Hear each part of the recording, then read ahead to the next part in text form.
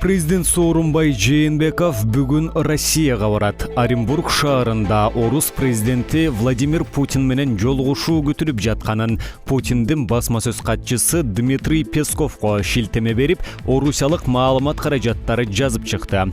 Маалыматта президенттин басма сөз кызматы дагы ырастады. Бүгүн Россиянын дагы Борбор 2019 ири аскер машыгуулар өтөт. Ага Кыргызстандын аскерлери дагы катышат. Жээнбеков дал ушул машыгуулардын ачылышына катышат. Акыркы жолу Жээнбеков орус президенти менен ушул жылдын 11-июлунда жолуккан. Анда Жээнбеков Швейцариядан кайтып келатып, Москвада кыска мөөнөттө иш сапары менен болгон.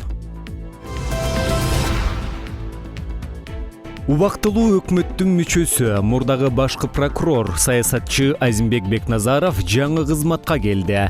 Ал Жаңы Ордо гезитинин редакциялык жамаатына кошулуп, аталган басылманын баяндамачысы болуп иш улантмакчы. Бул тууралуу ордочулар билдиришти. Алар Бекназаровду катарына келип кошулушу менен куттуктап, Ордонун окурман журту мындан ары Кыргызстандагы саясий окуяларга мыйзамдык негизде саресеп салган салмактуу макалалар менен таанышып турат дегенди түшүндүрөт деп жазышкан.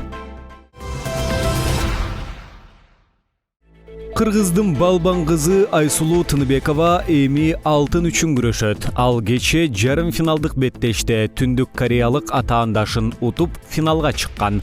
Биринчи кармашында мексикалык балбан кызды жеңсе, андан кийинки таймашта жапониялык спортчудан мыкты чыккан. Чейрек финалда Тыныбекова украиналык спортчу кызды 9-6 эсебинде утуп жарым финалга чыккан. Аны менен бирге ал келерки жылы Токиодо өтө турган Олимпиада оюндарына жолдомо ала алган. Белгилей кетсек, Казакстандагы күрөш боюнча дүйнө чемпиондугу 16-22 күндөрү Нур-Султан шаарында өтөт. Айсулуу Тыныбекова дүйнө чемпионатынын финалында болгариялык балбан кыз менен беттешмекчи. Атаандашы 2018 жылы дүйнө чемпионатын жеңген. Айсулуу дүйнө чемпионатынын финалында күрөшө турган Кыргызстандагы биринчи кыз болду. Менин утуштарымдын баардыгы мекеним Кыргызстан жана күйөрмандарым үчүн. Кармаштар оңой болгон жок. Чемпионаттагы ар бир беттешим оор болду, деди Айсулуу.